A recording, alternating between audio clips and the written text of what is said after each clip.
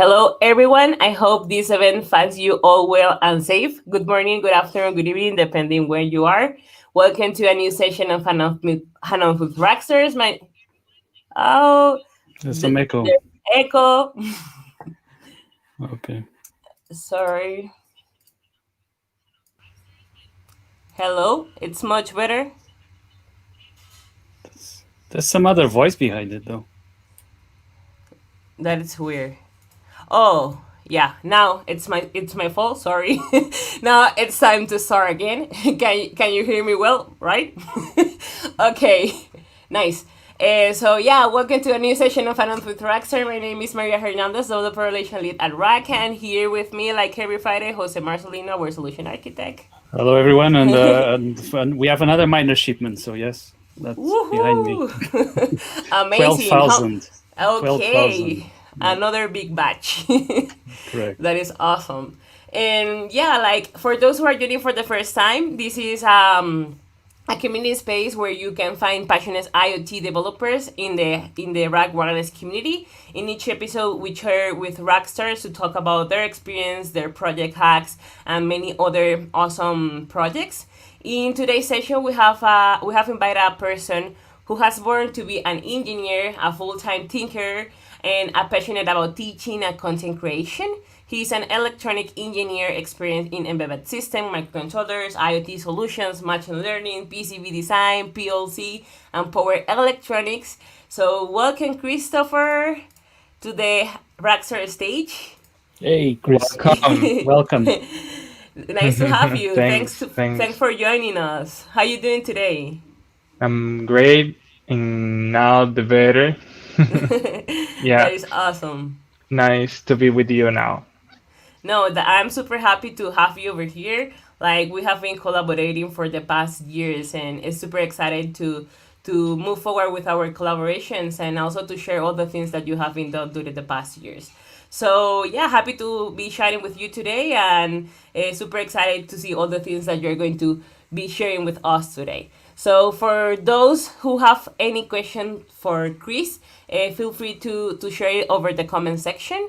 At the end, we have a couple of minutes for a Q&A session, or if your question is appropriate to jump in on it during the conversation, we can do it.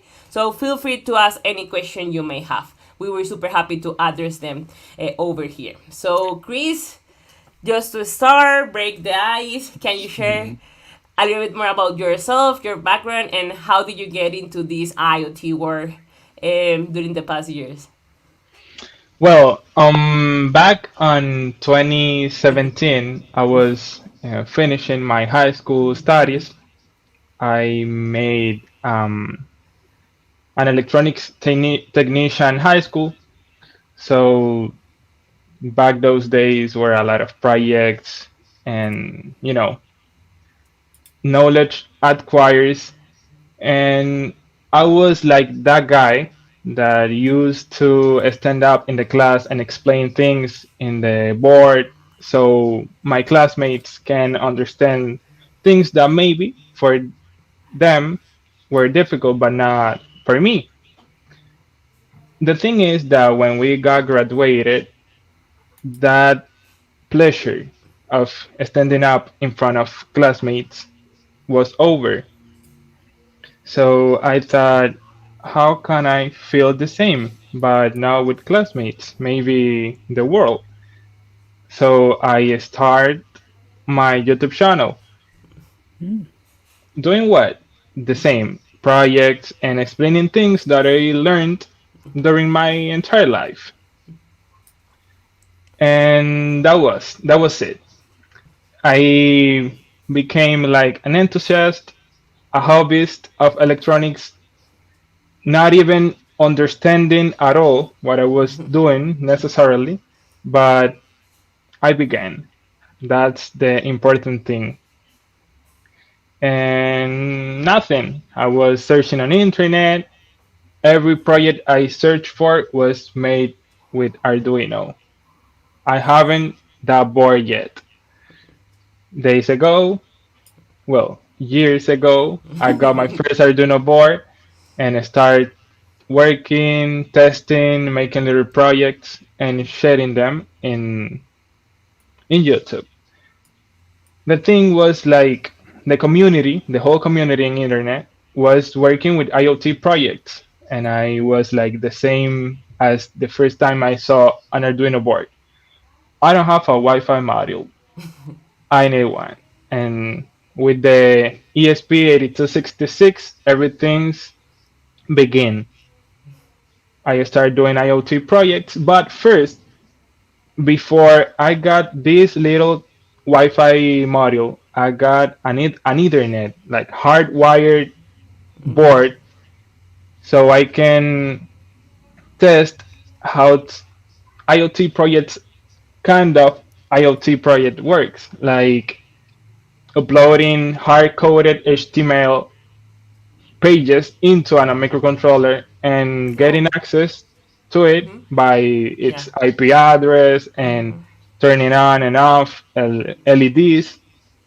And then I made projects not working with LEDs but relays, controlling things in my bedroom, and everything's like take its course, its journey till today that we are working with very powerful IoT devices like this one, um, ESP32s, and other microcontrollers that are very, very powerful compared those that was able those days. Amazing.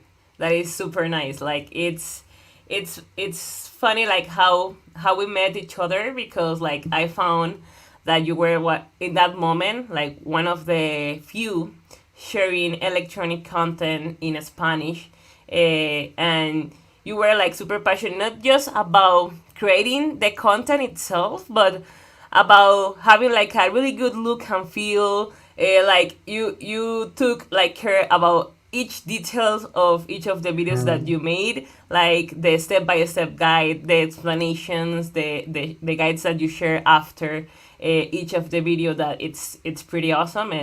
And I could sue for you for the things that you have been done on the channel, and also for the growth you have during the past years. It is super awesome.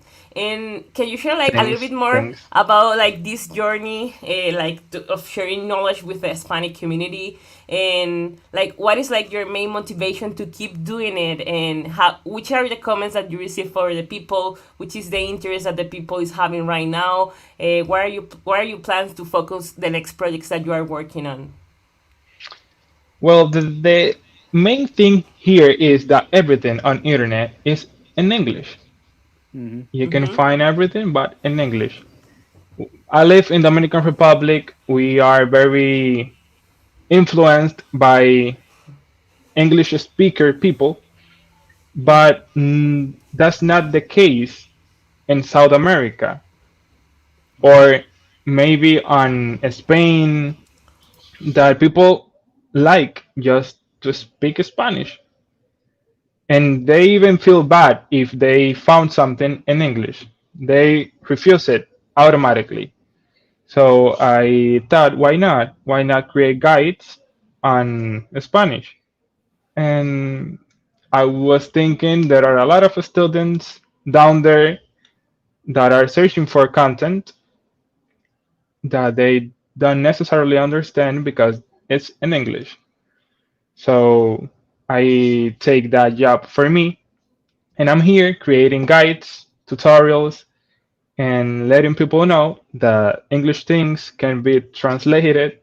And when we are like talking about coding, the things like balanced a bit because we can't code in Spanish. Codes are Yeah. codes. C++ is C++.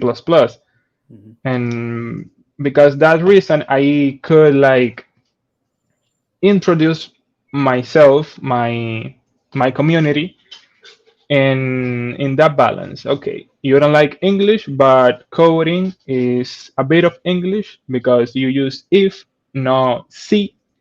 So let's learn. And well, about my favorite projects, I think I'm continue doing what I'm doing, like getting new devices, devices that can be easily acquired by people, devices that can be used for their final college projects, technologies that can be used for doing things that they could never think that was that easy to create. For example, the today topic, machine learning. I'm not a data analyst, I'm not an expert on machine learning, but this is the fact.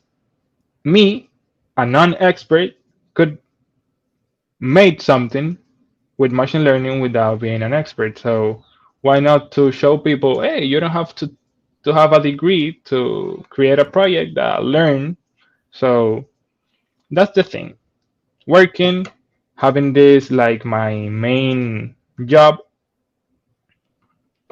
Just I just finished college, so this is what I'm wanting to do. I don't want to be like in an industry waking up, as I told you, 8 a.m. and going home back and repeat it again. While I can here learn Mhm. different things every day, share with different people, have different collaborations, know different industries, technologies.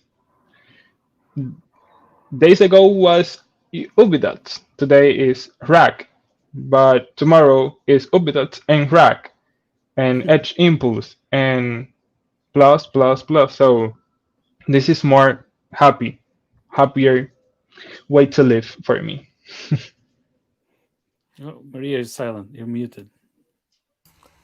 Thanks.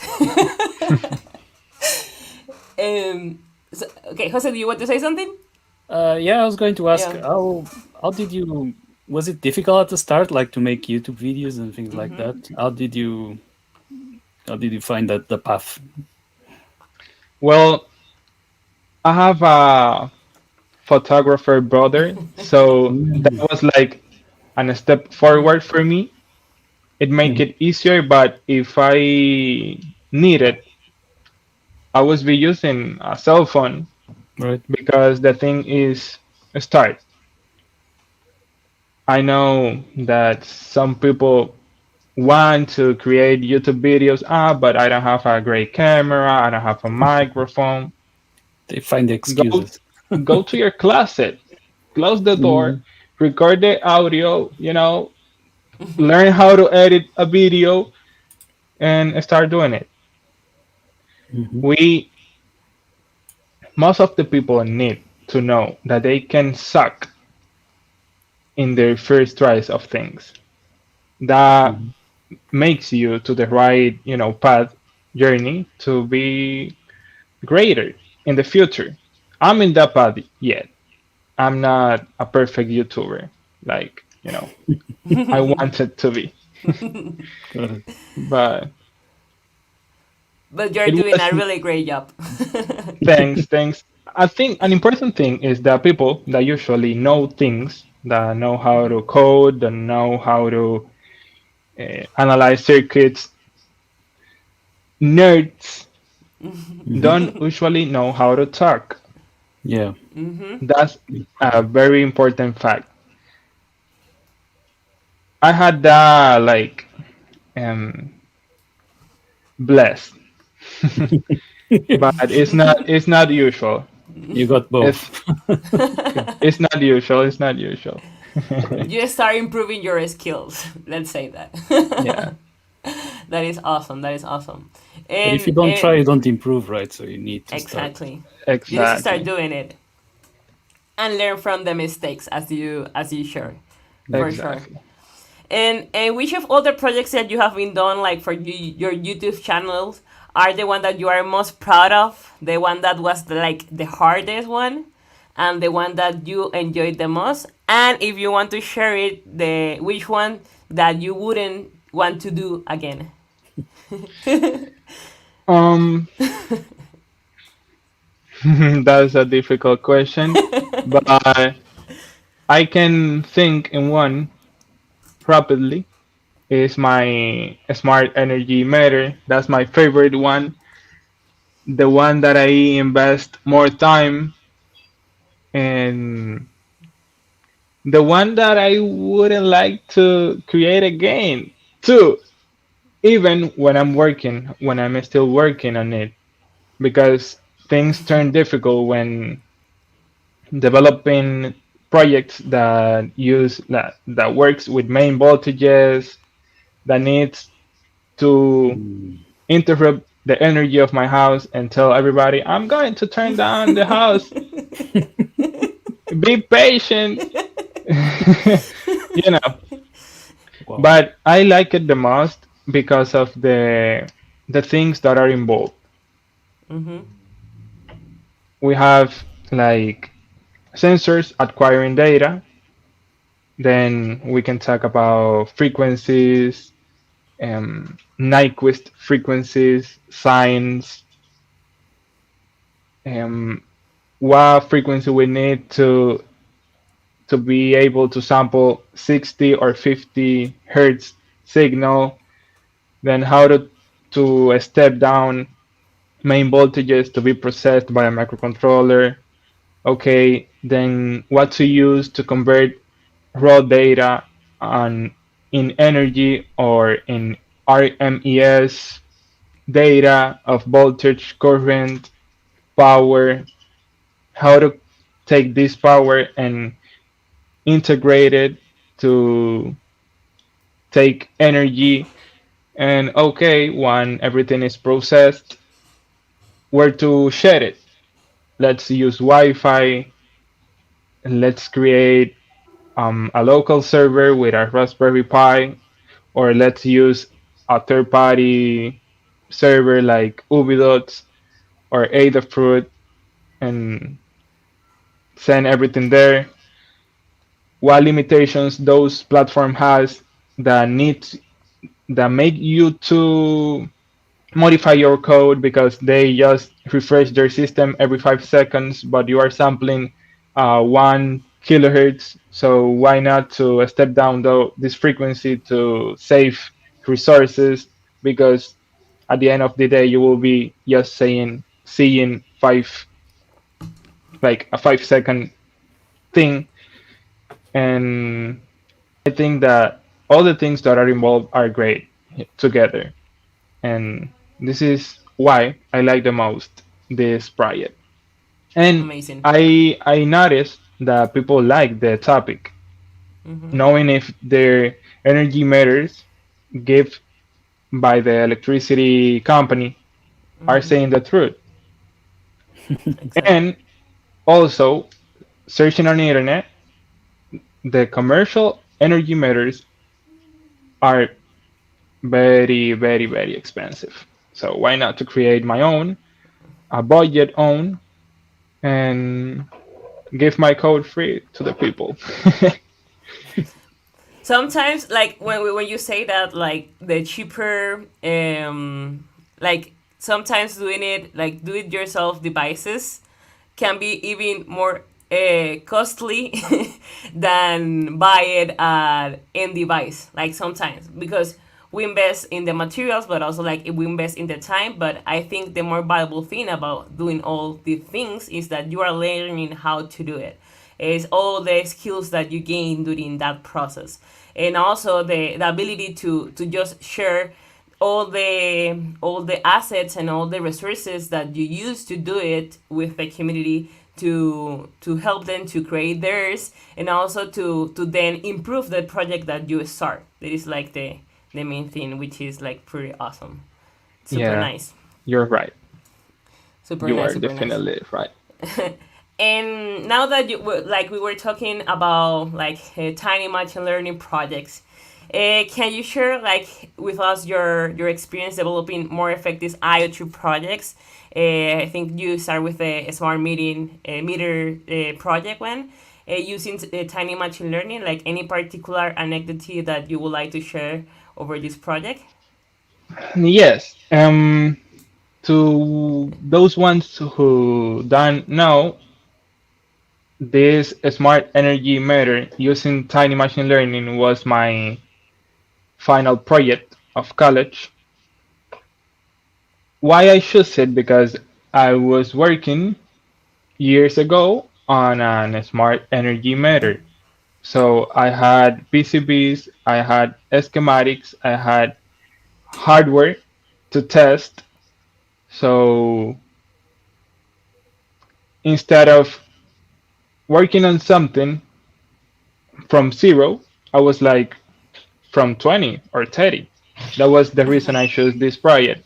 And the tiny machine learning was the interesting thing my mentors and professors like told me at that, you know, to be a little bit different, not just create something that we can buy on Amazon. So I said, okay, how can I add machine learning skills to my project and make it useful? I was inspired in an energy matter that actually do that. It's called Sense. Is expensive. It costs more than $300, and I said I need to create the same but cheaper. So what is about? Well, my project consists on an energy meter that instead or just taking voltage, current, power, energy, it can analyze the harmonics in a power grid so it can tell you what is connected. There is a fridge, there is a microwave oven, there is a LED bulb or an incandescent bulb, and an air conditioner. We limit the project to loads that we knew they have like very different harmonics behaviors. So to make it easier to the model to identify. So it was a very time consuming project because we must teach to the model every appliance Yeah. for hours. Look, sample current and voltage, and this is air conditioner. This is air conditioner. This is air conditioner. This is microwave. This is an inverter um, refrigerator. This is a non-inverter refrigerator, and learn about that. And was very new for me and my colleague that worked together with me. That if he's looking at the at this streaming high, but yes, was a very interesting thing to do, and I learned a lot. And I don't know what more to say because it was very interesting and exciting project. Okay. But That is when you awesome. spend the time to that Exactly. model, can you use the Mm-hmm. model afterwards? Is it or do you need to train it again in another device? Can you repeat that question, please? Once you train the model, which takes a lot of time, as you said, Mm-hmm. Yeah. can you reuse that model for future devices as well, or you need to do it Yes. again? Okay. No, I can reuse it. The data is in Amazing. a format that can be exported and imported in new projects. Okay. So Amazing. yeah, Hmm. even I was thinking on creating like a community um, a community sourced Hmm. database, so people in their houses using the same algorithm that I used can make grow the database, Right. like sampling their fridges, their air Mm-hmm. conditioners, And and increasing that. uploading this data to Hmm. something in the internet. Yeah, keep powering the database. Yeah, the database. Amazing, amazing. And how was like your learning curve in the field like of like tiny machine learning? And there's like any course or any resource or any website that you can recommend to those who are looking to implement these kind of projects? Well, yes. Well, that process we were searching a lot on IEEE magazines, searching for Mm-hmm. papers, and we found a lot of people using MATLAB, using complex softwares to achieve this the project, kind of similar projects. And well, that was like no wanted for us because was difficult things. Instead of getting in trouble trying to learn how to implement tiny machine learning on MATLAB or those software, we, thanks God, find Edge Impulse. And was like, oh my God, this is a tiny machine learning for kids. Let's Okay. use it. And we were working with it, like searching for that pop-up that said you need to pay. And we was searching, oh my God, we are doing the project, but we don't know when they will, ask for money because they are those softwares that you look, oh, so nice, that will save you, always have a trick. And it wasn't the case. And we got impressed. They also, they also communicate, get in contact with us, and we tell them that we were working in a college project, and they add like more power source to our project, knowing that it was not for selling things or to commercialize it, just to college. And a great guide that we used was a book by Pete Harden and Daniel. I don't know how to pronounce that last name, but it calls Tiny ML Machine Learning with TensorFlow Lite on Arduino and ultra low power microcontrollers. We search valuable information there, and also in the documentation of Edge Impulse. We almost read all the documentation of Edge Impulse, and I think we discovered things that they even know that can be done with Edge Impulse. Yes, because the board that the first we wanted to use was an ESP32, but it got short to the for the project, and we be forced to use an STM board, an STM32 board, specifically a Nucleo 144, the one with the STM32 F767. So the thing was Mm, to port what we already have with the ESP32 to this new interesting. microcontroller. Wow. Program it in another IDE, not with our Arduino Mm. beautiful way and easy coding, but with the registers, with the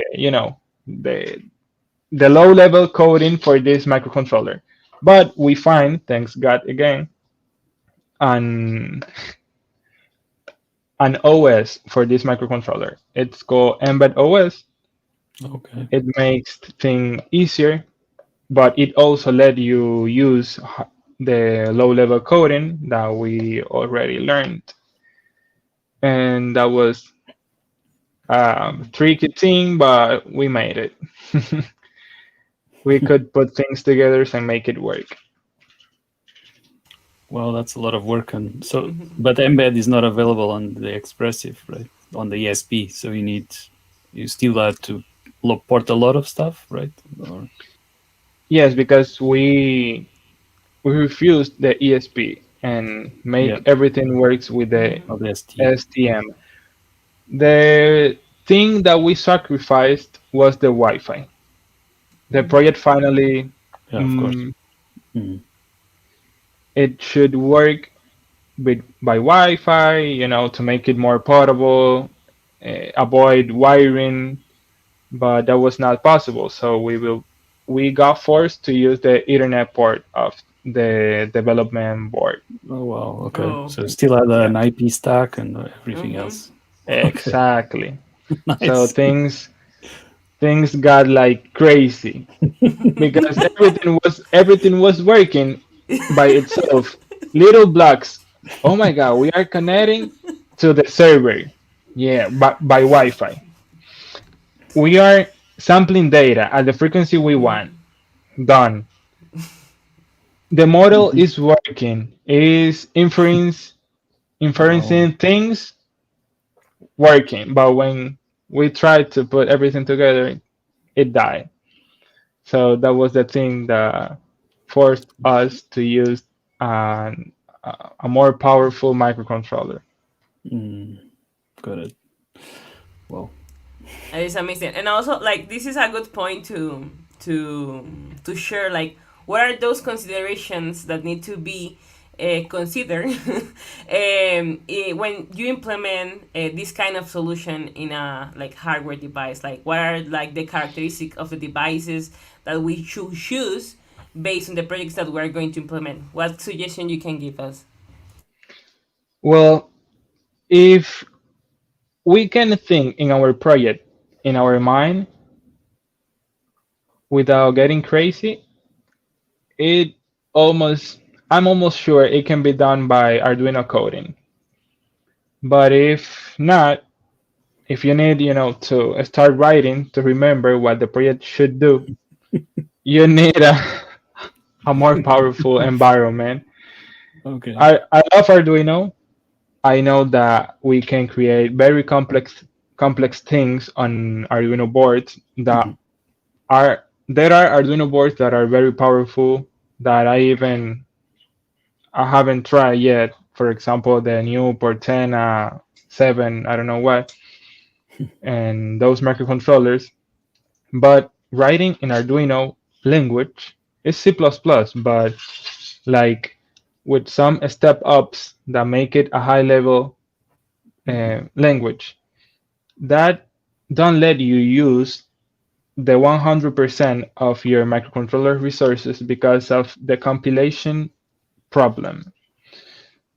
It's easy for us, but it's hard for the microcontroller. So if we can step down to a lower level of coding, we will be like doing a bigger effort, but for the microcontroller it will be easier, and so it will be able to use more efficiently its resources. So I can advise that. Take note of what you want to achieve, and before buying anything, search for what microcontroller you will need, and search if someone else have done something similar. With That's an the important thing. Yeah. yeah, for sure.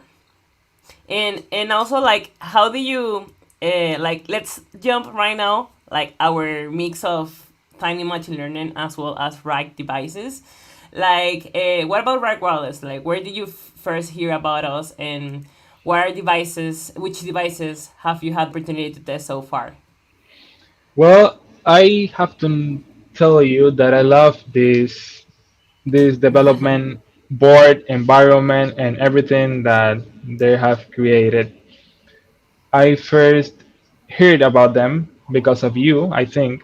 On Instagram, I was looking on the things you were working on. I knew that you were out of Ubidot, and I asked you, what will you do next?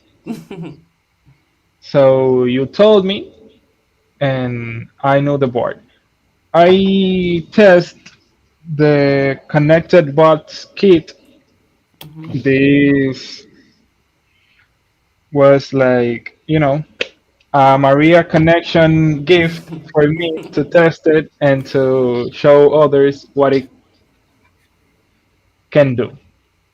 And I have it here. The thing I like the most is the professional look it has. Also, the easy way to connect sensors like peripherals and other things without having these, jumper wires stuff in a proto board. That's crazy. People don't know, but those jumper wires makes a lot of create a lot of issues and a lot of headaches when working with medium complex projects. If a wire is not well connected, it's not doing a right contact, even if it has continuity, it can mess up your project. So here we don't have this problem.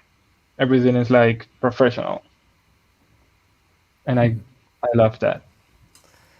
That it's amazing, and like the ecosystem, it's pretty like we can say that it's pretty cool. It's not just like for being a development board that doesn't require soldering. It's just like click code and connect and you're ready to go. It's a large ecosystem it has, and also like the ability that it's an open source project, so you are not limited to the actual ecosystem. So if you have skills to design PCB boards and you are an electronic engineer or just an electronic hobbyist and you know how to use an ADA and design your boards, you can just put all the things together and develop your own model for the WisBlock ecosystem. And if you are a contributor, you can just share it on our GitHub repositories and put your b.saying in the WisBlock project, which is like I think one of the main things that excite me the most. And now that you shared this, I would like to know that what are those like advantages and disadvantages as well that you observe in the WisBlock ecosystem when implementing tiny machine learning projects. Well, first, let's talk about the advantages. It works with Arduino environment. So if you know how to code and program an Arduino 1, an Arduino Uno, you will be able to program this. That's a very good thing. It's a straightforward path to make things work. You have also a very good doc section that let us know how to put things to work.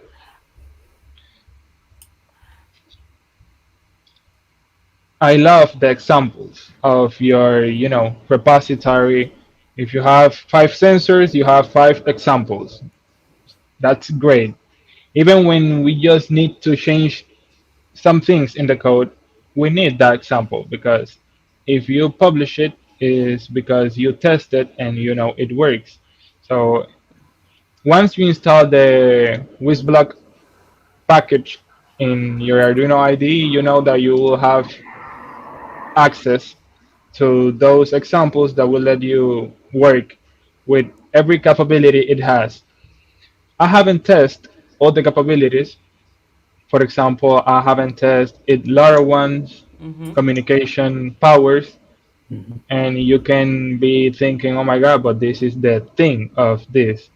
But I will do it. I will do it. There in Colombia, and I know in other countries, you have those gates, those LoRaWAN Hotspots, let's routers, say it. hotspots. But here we don't have that. So we are, working with what we have by the moment. Actually, it is funny that like I met with Chris a couple of weeks ago here in Medellin, and that day we met, it was like, "Hey, I am mapping coverage. Look at this device." Yeah.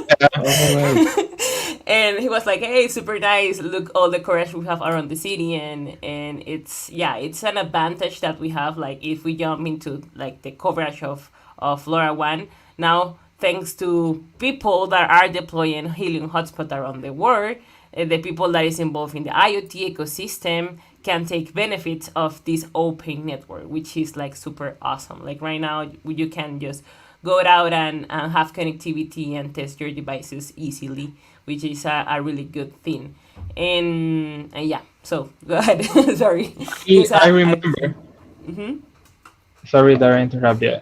I remember that video you sent me about Mm-hmm. helium, the miner, Mm-hmm. and the way they want to create a web, like a global, local but global web that let things connect to something without having to connect to Wi-Fi, because we know that Wi-Fi has a short range, Mm-hmm. um, Hmm. you know, Very power hungry and working all area. that. Yeah.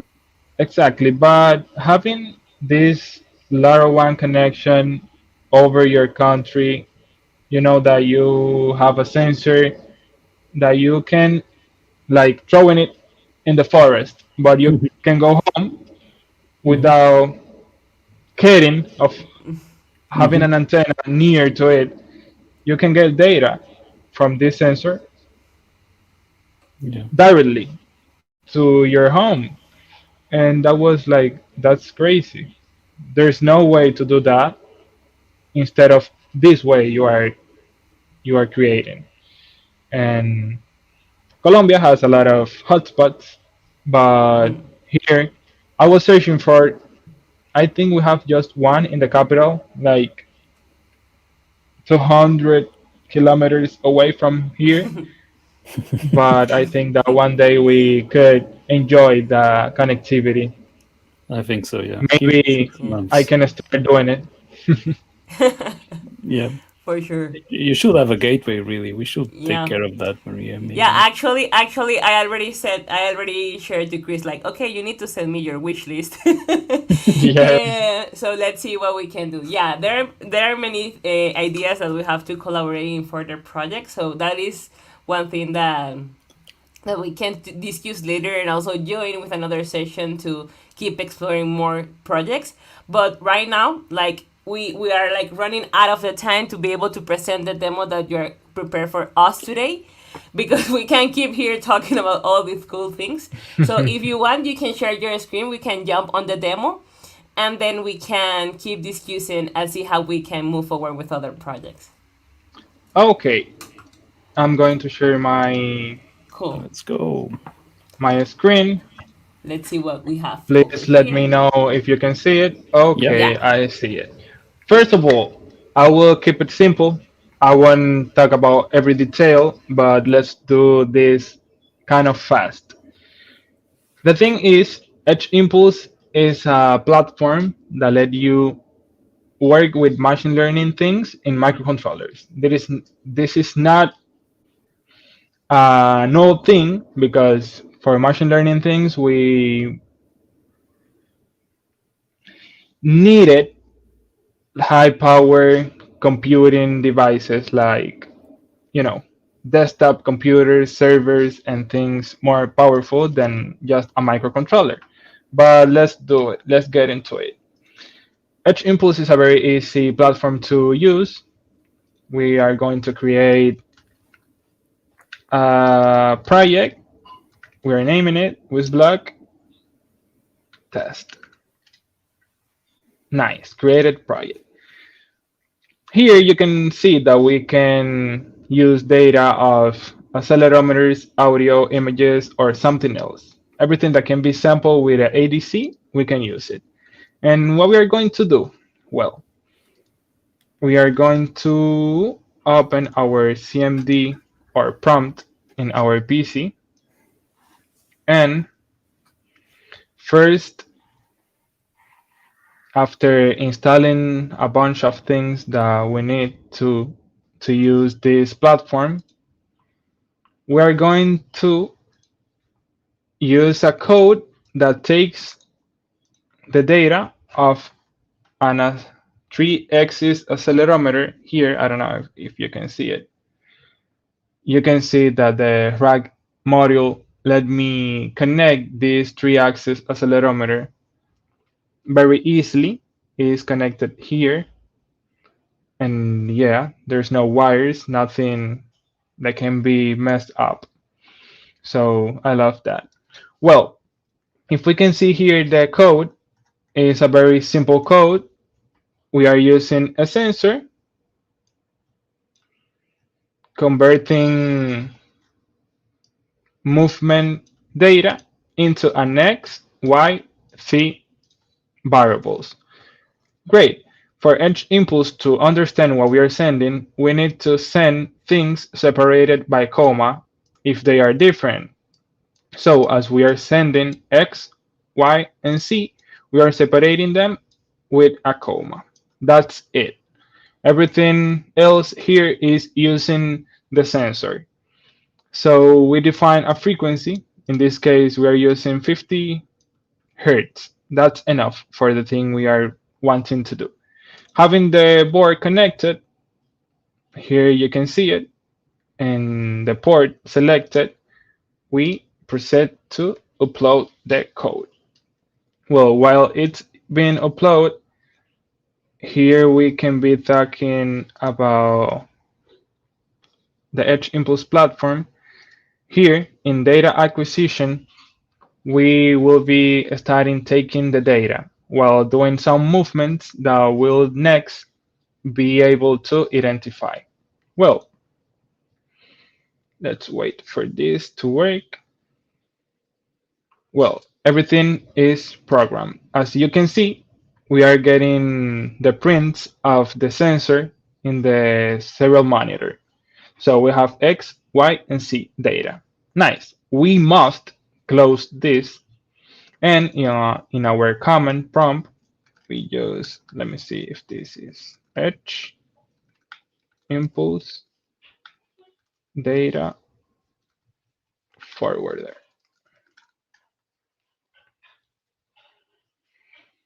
As you can see, just writing this down, it detects the serial port, even the frequency that we used, and everything is working.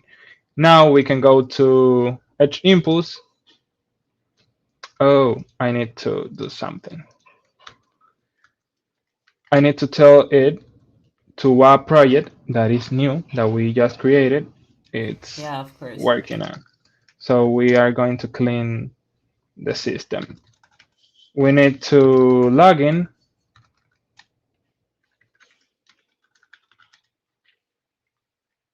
Then it will ask me, hey, in what project you want to send this data to the one we just created, WisBlock test. Nice. And it will ask me, I found three axes. What are those? So we will tell X, G, Y, sorry, and C. And as you can see, let's give a name to the device with everything is working.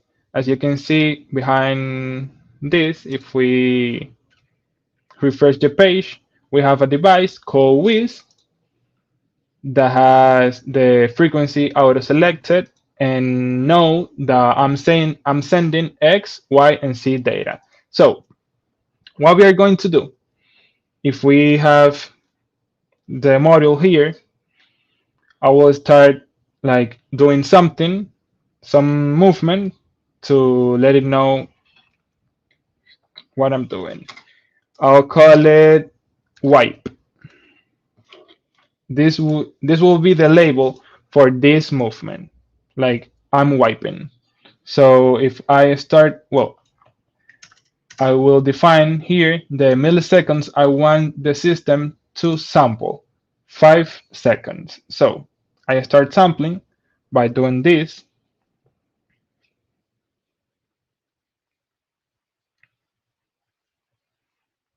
Right. If you can see, those are the signals of X, Y, and Z. Right.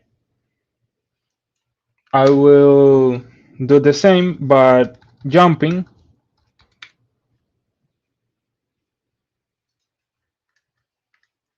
I will make the module jump.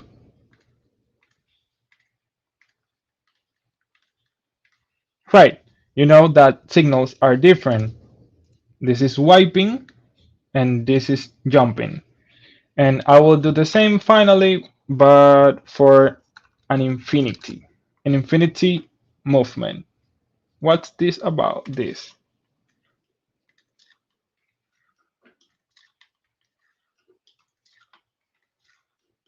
Right. You know, Then now we have an infinity movement, a jumping, and wipe movement.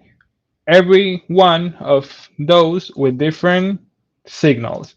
If signals are almost the same, the system will spend more resources and will be more difficult for the system to know which movement we are doing. But now, as we have so very different movement, it will be easy for it.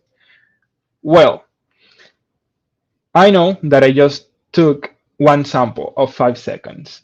The right thing to do is to sample like, more times the same thing. Because of that, I will go to a project where I have those samples already taken. Well, if you can see, we have 1 minute of samples and we have jumping 5 times, infinity 5 times, and wipe 5 times again. Well, the next thing to do is to design an impulse. In this design, we choose we show the window size. If we sample 5 seconds, we should use a lower than 5 seconds window size and a window increase of 80 milliseconds. What that means that the system will be analyzing blocks of 2 seconds and will be incrementing this analyze every 80 milliseconds. So now, once this is defined, we should select a processing block. We can have different processing blocks, but by this application, as we are moving at certain frequency, we are using an spectral analysis processing block. As you know, we have it here, spectral features, X, Y, and Z. And for a learning block, we choose classification by Keras. This is a neural network implementation. So we have the features, the input selected, and the features selected.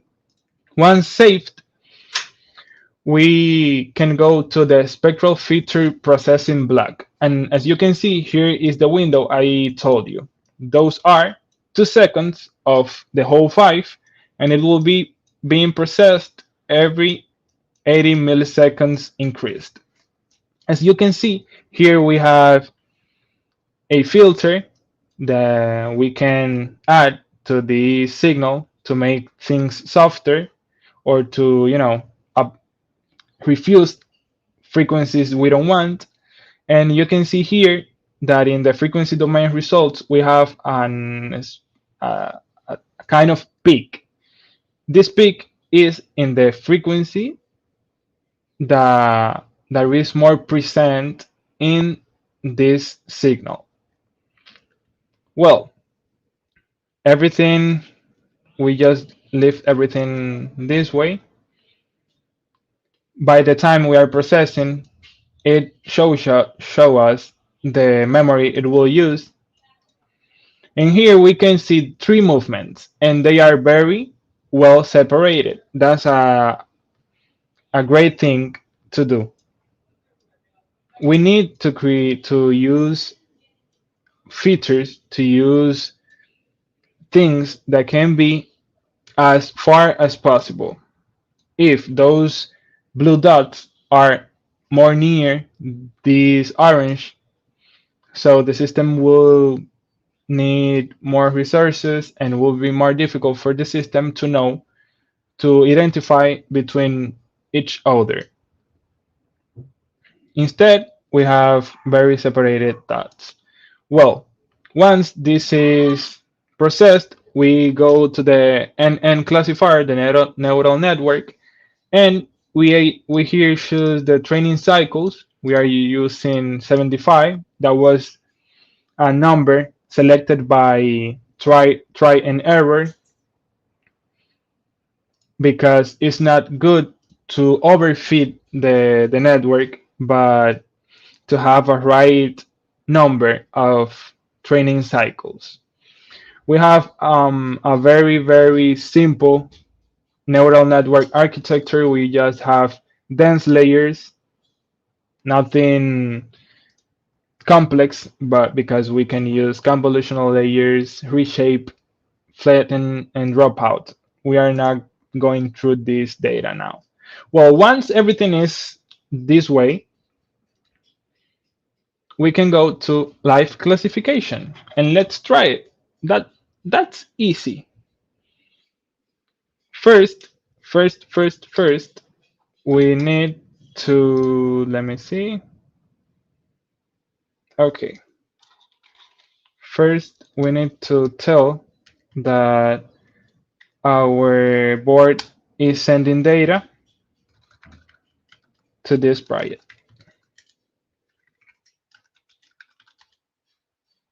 Let me see. Okay, now we choose this one. Tell the same.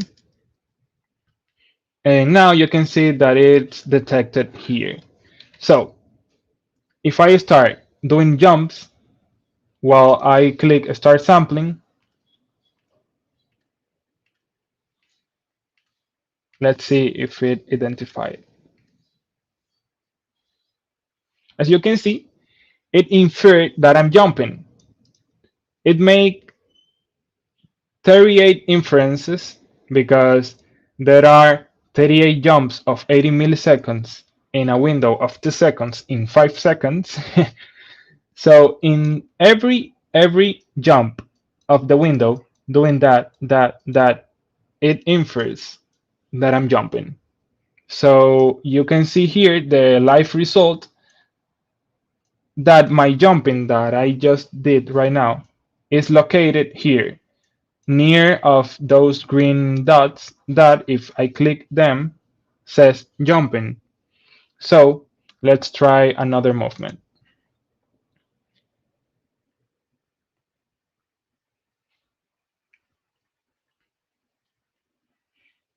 I was wiping. Here you can see that it says wipe in more percent that it says uncertain. Why is that? Because I teach the model moving my hand. I'm not doing it at constant frequency with a constant inclination of the board, are things that can vary. So even having things different from the moment I teach the system, it can infer, well, I know that you are doing it not that well, but between the things you touch me, I know that is wiping. The hardest movement is the infinity. I will try to achieve it. Let's see.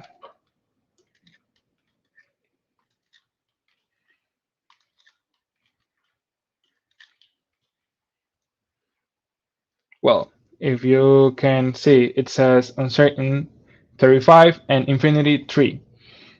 That's a difficult movement. Let me see.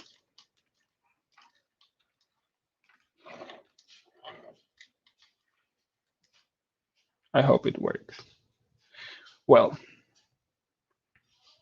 I need to match the same speed. I need to match, more than just moving things in the same way.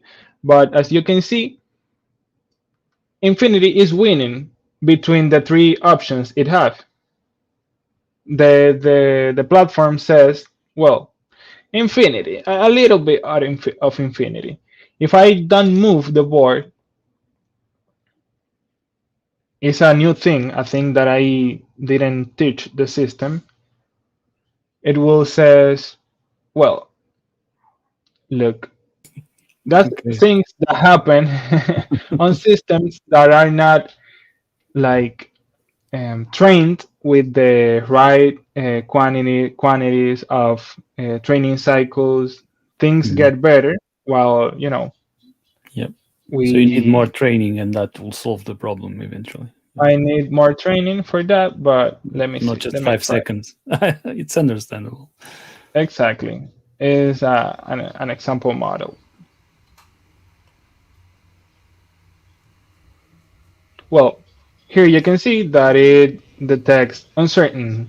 I don't know Mhm. nothing that you had teach me, and you can see the results here, very far of everything that is known.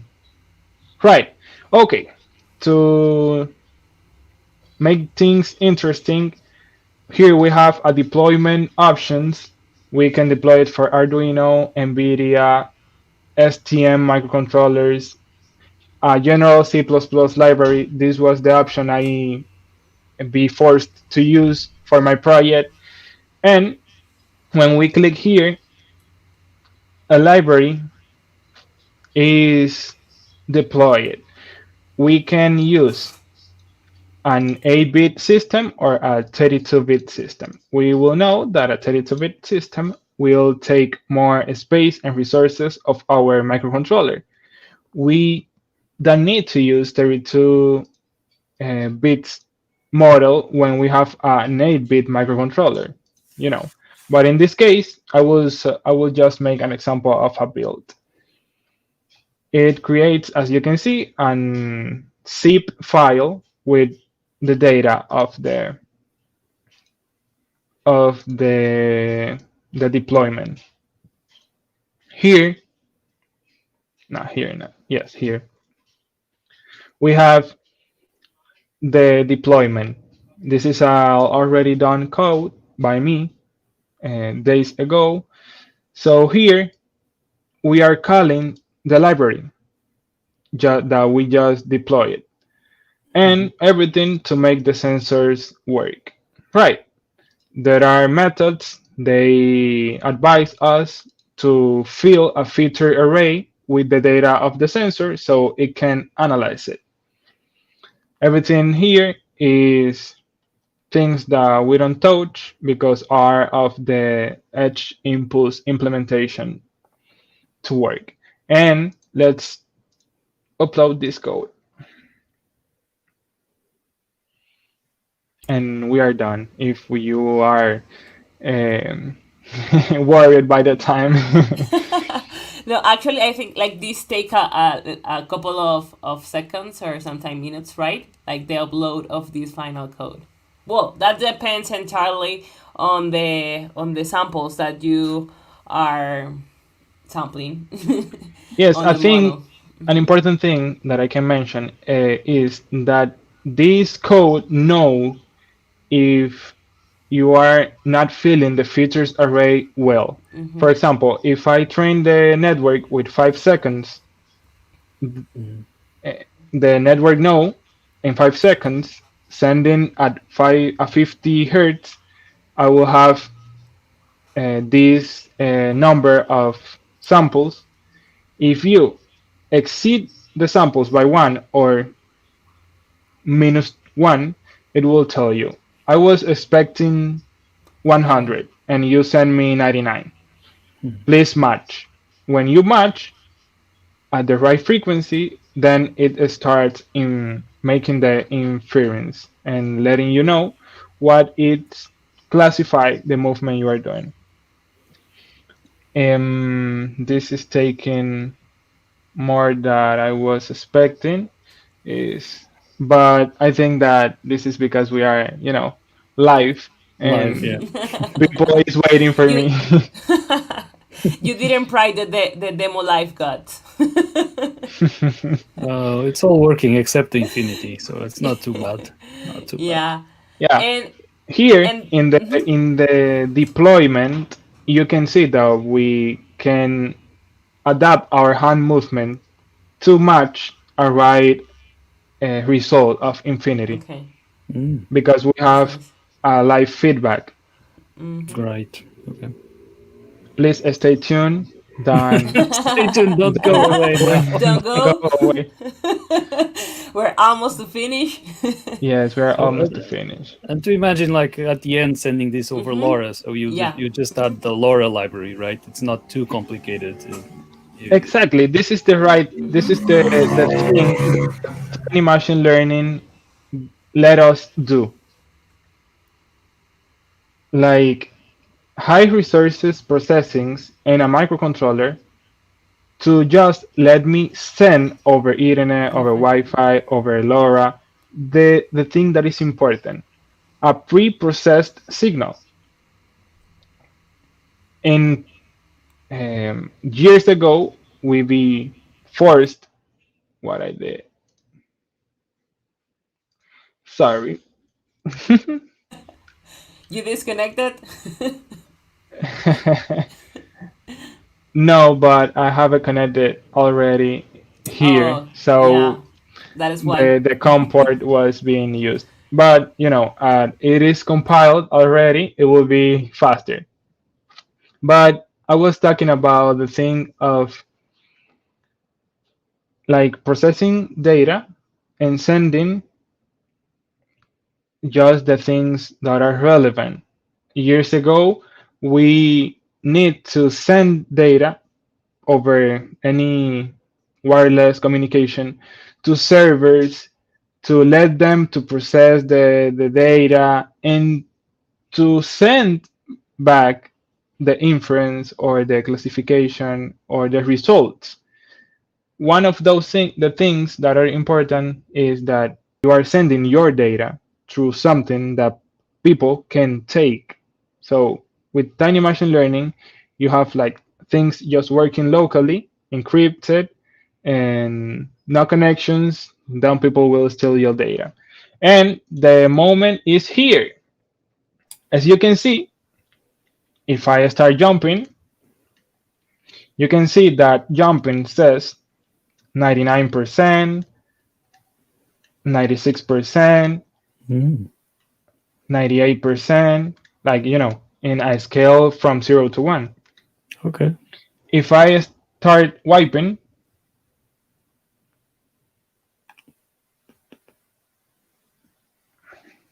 it will, Even yeah. Okay, it's wiping is getting. is No, it's winning done. Mhm. 89.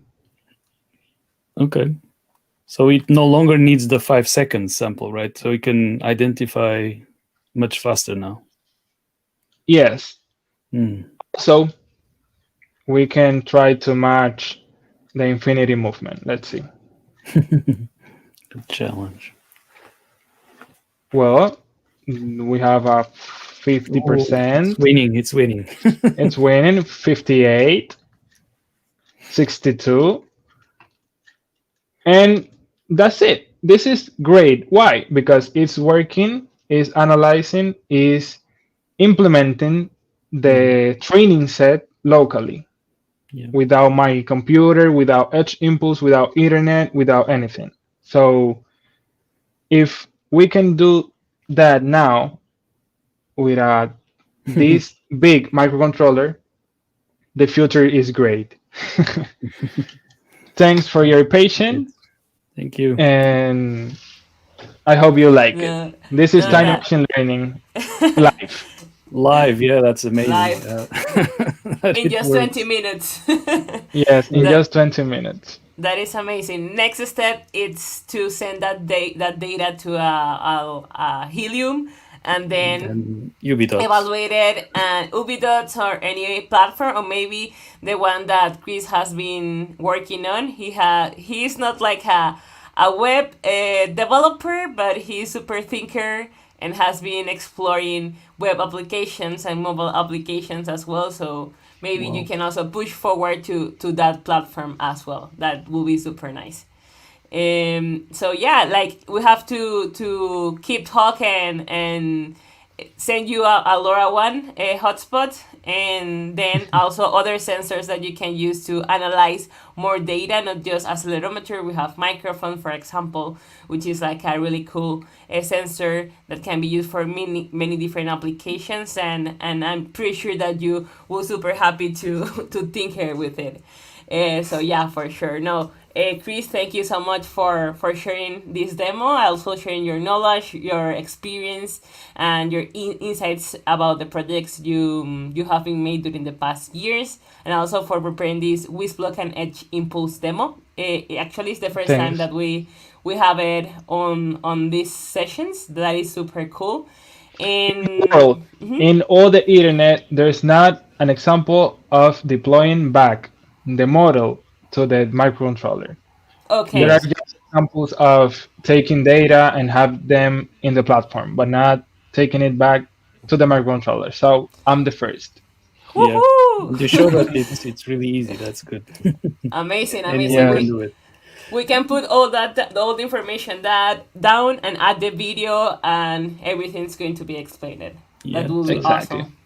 okay. So you Amazing, can amazing. play it over the weekend maybe if you have a WisBlock kit. Exactly, Exactly, exactly. exactly. Great. No, that is amazing, I and think yeah, I'll do that. awesome, awesome. I love that. So yeah, I think that's all for today. Okay. Here's the question. What we are working on? I think you You missed you it. joined, you joined a little bit late, but after ending the session, you can rewatch it. And if you have any question, you guys just leave it on the comment section, and we can address them later. Yeah, Chris, thank you so much for taking the time to prepare all of these Thank you very and much. sharing all your experiences. And we are super happy to keep collaborating with you in other projects and further projects. And yeah, if someone is watching this video later, feel free to leave your questions or any doubt that you may have, and we will super happy to address them all. And I think that's all. I don't know, Chris, before finishing the session, there is any message that you would like to share with our community of entrepreneurs, makers, and engineers like yourself?